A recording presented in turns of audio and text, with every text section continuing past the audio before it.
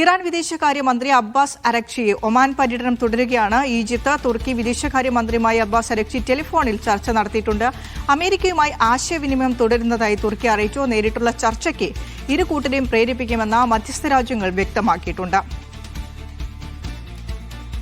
MC Nasar വിശദാംശങ്ങളുമായി ചേരുന്നുണ്ട്. നാസർ, ഒരു ചർച്ചയിലേക്ക്, അതായത് ഒരു സമാധാന ചർച്ചയിലേക്ക്, ഒരു പൂർണ്ണമായ തൃപ്തിപ്പെടുത്തുന്നത്, അതായത് ഇറാനെയും അമേരിക്കയും തൃപ്തിപ്പെടുന്ന ഒരു ചർച്ചയിലേക്ക് കാര്യങ്ങൾ എത്രത്തോളം എത്തും? പാകിസ്ഥാന്റെ മധ്യസ്ഥയിൽ ആ ഒരു സാഹചര്യം എങ്ങനെയാണ്? കാരണം ആശങ്കയിലാണ് ഇപ്പോഴും ഹോർമൂസ് അടക്കമുള്ള കാര്യങ്ങളിൽ, യുറേനിയം സമ്പുഷ്ടീകരണം അടക്കമുള്ള കാര്യങ്ങളിൽ ഇറാൻ ഒരു വിട്ടുവീഴ്ചയ്ക്ക് ഇപ്പോഴും തയ്യാറാകുന്നില്ല. അതാണ് ഏറ്റവും വലിയ ആശങ്ക. ഒരു സമവായ ചർച്ചയ്ക്ക് മുന്നോടിയായി ഇത്തരത്തിലുള്ള നിലപാട് ഇറാൻ കടുപ്പിക്കുമ്പോൾ അമേരിക്ക ഏത് രീതിയിലായിരിക്കും ഇസ്ലാമാബാദ് ചർച്ചയിലേക്ക് എത്തുക?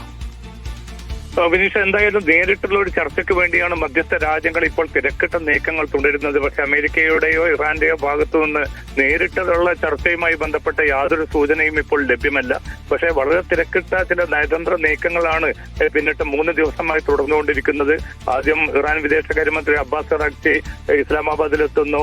പട്ടാള മേധാവി അസീം മുനീർ, അതോടൊപ്പം തന്നെ പാക് പ്രധാനമന്ത്രി ഷഹബാസ് ഷെരീഫ് ഉൾപ്പെടെയുള്ളവരുമായി മണിക്കൂറുകൾ നീണ്ട ചർച്ച നടത്തുന്നു.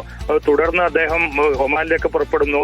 ഒമാനിലെത്തിയ അബ്ബാസ് അരക്ചി ആവട്ടെ ഈജിപ്ത്, തുർക്കി ഉൾപ്പെടെയുള്ള മധ്യസ്ഥ രാജ്യങ്ങളുമായും ടെലിഫോണിൽ സംസാരിക്കുന്നു. ഒമാൻ നേതൃത്വവുമായി വളരെ വിശദമായിട്ടുള്ള അടച്ചിട്ട മുറിയിലുള്ള കൂടിയാലോചനകൾ തുടരുന്നു. എല്ലാ രാജ്യങ്ങളും, മധ്യസ്ഥ രാജ്യങ്ങൾ മുന്നോട്ട് വെക്കുന്നത് ഈ സംഘർഷം ഇനി മുന്നോട്ട് പോയാൽ അതൊരു പക്ഷെ അനിശ്ചിതകാലമായിട്ടുള്ള ഒരു യുദ്ധത്തിലേക്ക്, ഏറ്റവും ആപൽക്കരമായിട്ടുള്ള അവസ്ഥയിലേക്ക് പോകും. അതിനുള്ള അവസരം ഉണ്ടാക്കരുത്, പരമാവധി വിട്ടുവീഴ്ചകൾ ചെയ്ത് നേരിട്ടുള്ള ഒരു ചർച്ചയ്ക്ക് തയ്യാറാകണമെന്നാണ് ഇറാനോട് മധ്യസ്ഥ രാജ്യങ്ങൾ ഒരുപോലെ തന്നെ ആവശ്യപ്പെടുന്നത്.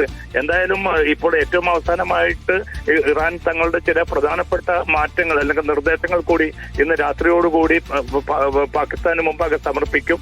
കാരണം രാത്രിയോടുകൂടിയായിരിക്കും ഒമാനിൽ നിന്ന് അബ്ബാസ് അരക്ചി ഇസ്ലാമാബാദിൽ എത്തിച്ചേരുക. അതോടൊപ്പം തന്നെ ഇറാനിൽ നിന്നും മറ്റൊരു സംഘം കൂടി ഇസ്ലാമാബാദിലേക്ക് എത്തും. പരമോന്നത ആത്മീയ നേതാവ്, IRGC നേതൃത്വം എന്നിവരുമായി കൂടിയാലോചനകൾ നടത്തി ചില മാറ്റങ്ങൾ നിർദ്ദേശിച്ചുകൊണ്ടുള്ള രേഖാമൂലമുള്ള ഒരു മറുപടി ഇന്ന് രാത്രിയോടുകൂടി പാകിസ്ഥാന് കൈമാറും. അതിൽ അമേരിക്ക സംതൃപ്തയാണെങ്കിൽ, അല്ലെങ്കിൽ ഒരു തുടർ ചർച്ചകൾക്കുള്ള സാധ്യതയുണ്ടെങ്കിൽ തീർച്ചയായിട്ടും നേരിട്ടുള്ള ചർച്ച എന്ന സാധ്യത നിലനിൽക്കും.